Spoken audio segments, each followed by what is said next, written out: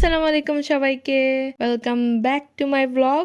Nope guys, আজকে কোথাও ঘুরতে যাই নাই আর কোনো রেস্টুরেন্টে গিয়ে ফুড রিভিউ করতে যাই নাই। বাট গাইস দেখো আমার হাতে এটা কি। Yes, that's the viral giant জি পেস্তা কুলফি। সো চলো আজকে এটা রিভিউ করি। Let's see what's all this hype about. OMG guys, এটা আমি কত জায়গায় খুঁজছি, লাস্টে একটা সুপার মার্কেটে গিয়ে আমার এটা কিনে আনতে হয়েছে। এনিওয়ে, এটার প্রাইস পড়েছিল 150 টাকা। ইট ওয়াজ লাইট গ্রিন পিস্তাশিও কালার, তার উপর একটু একটু ক্রাশড করা পিস্তা স্প্রিঙ্কল করা ছিল। এন্ড অলসো ওরা আমাদেরকে 2টা চামচ দিয়েছিল একসাথে। The first bite was really creamy and পিস্তার পিওর ফ্লেভারটাও পাচ্ছিলাম।